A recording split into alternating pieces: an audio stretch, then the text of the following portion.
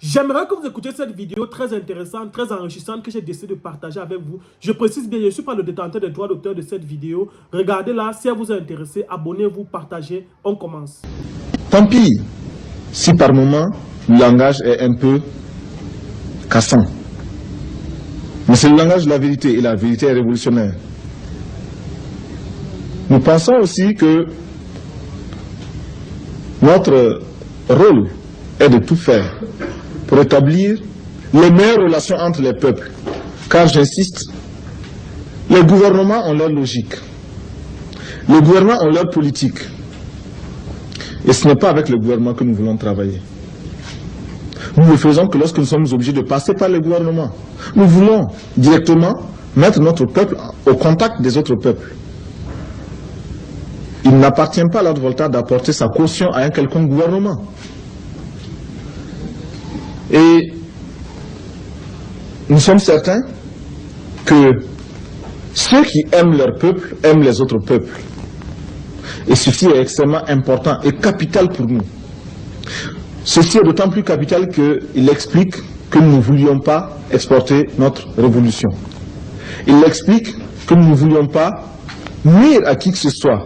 Il explique aussi pourquoi nous entendons avoir les meilleures relations, non seulement avec nos voisins, mais avec tous les autres peuples.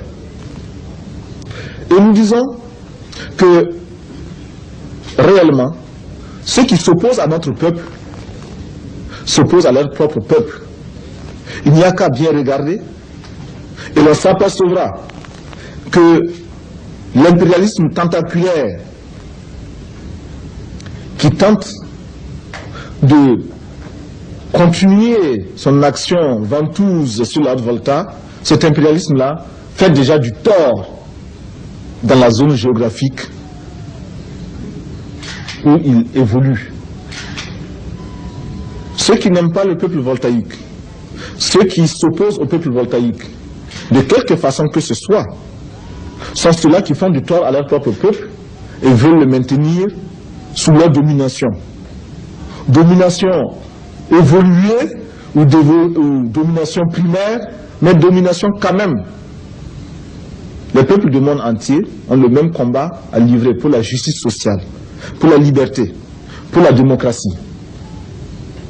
Et s'il y a bien un message que nous souhaitons faire passer ici en France, avant de quitter Paris, c'est bien celui-là.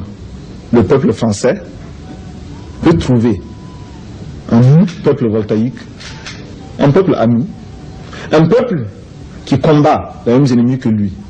Parce que ceux qui sont exploités en France sont les mêmes qui sont exploités en Volta. Et ceux qui souhaitent se libérer de toutes les formes de domination en Volta existent également en France. Mais pour vous journalistes, je vous inviterai à beaucoup plus de circonspection, à beaucoup plus de détermination pour rechercher cette information à la base et pour éviter aussi les clichés. Ce qui s'écrit facilement se vend bien parce que cela fait des manchettes, mais n'est pas toujours vrai et surtout dessert l'amitié entre les peuples. Je vous remercie. Ici ne souhaite pas que la dette soit purement et simplement effacée. Celui qui ne le souhaite pas, il peut sortir, prendre son avion et aller tout de suite à la Banque mondiale payer. Tous nous souhaitons. Thomas Sankara. Invité de Soir 3, le capitaine Thomas Sankara, président du Burkina Faso, l'ancienne Haute-Volta.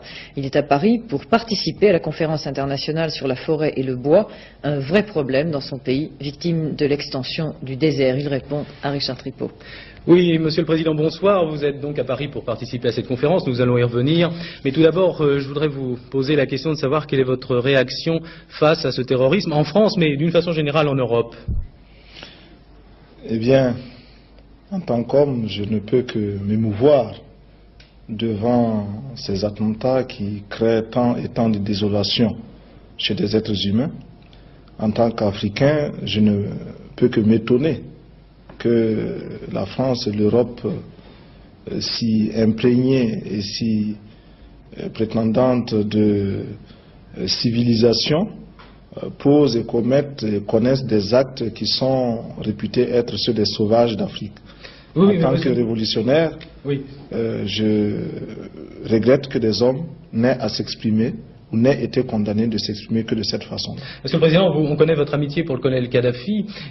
Cette amitié ne vous gêne-t-elle pas dans la mesure où le colonel Kadhafi a qualifié les attentats de Rome et de Vienne d'actions héroïques? Ça vous semble correct? Mais il a changé de position quelque temps après.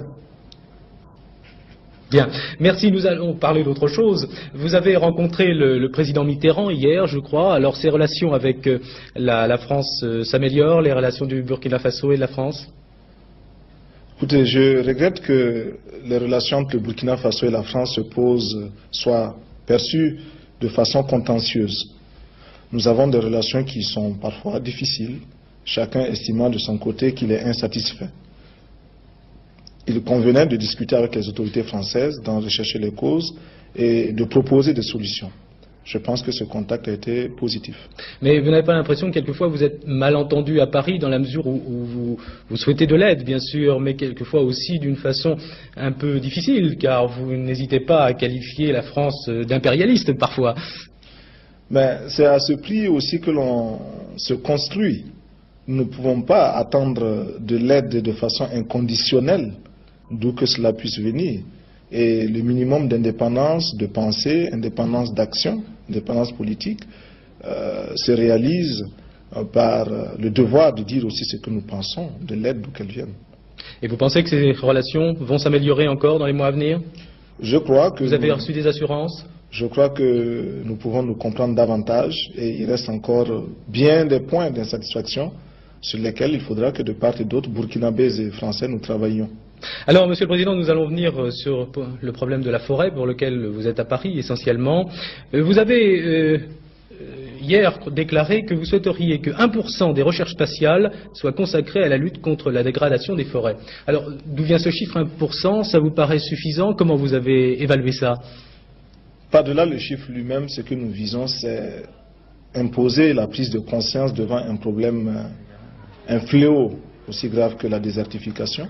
On va voir quelques images du Burkina Faso, de votre pays, essentiellement. Oui.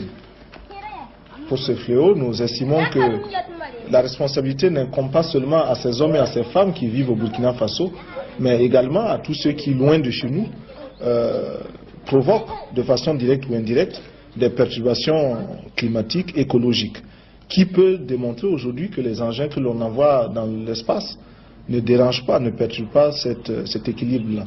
Vous avez dit qu'effectivement la lutte contre la désertification est anti-impérialiste. Oui, la lutte contre la désertification est un combat anti-impérialiste dans la mesure où nous savons que pour l'impérialisme, l'exploitation des hommes est un acte tout à fait normal, a fortiori l'exploitation des forêts, de quelque façon que ce soit, directement ou indirectement. Capitaine Sankara, ça sera ma dernière question, et d'ailleurs avec Geneviève Guichenet tout à l'heure on se posait bien la question, pourquoi le Burkina Faso? Pourquoi avoir voulu changer le nom de la Haute-Volta? Oui, parce que Haute-Volta, cela ne voulait rien dire pour personne, en particulier pour nous, burkinabés. Et c'est un nom qui ne nous renvoie qu'à un passé colonialiste. Par contre, Burkina Faso est un nom puisé dans le terroir même, qui a une signification dans notre langue. Qui veut dire patrie des hommes honnêtes. Merci, Président. Merci.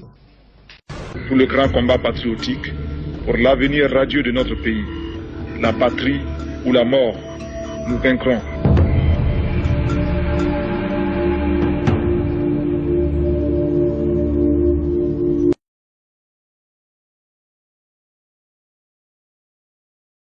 Alors, tout comme moi, venez écouter cette vidéo. Si elle vous a plu, si elle était enrichissante, n'hésitez surtout pas à vous abonner, liker. Et je précise bien, je suis pour le détenteur des droits d'auteur de cette vidéo. À très bientôt. Ciao.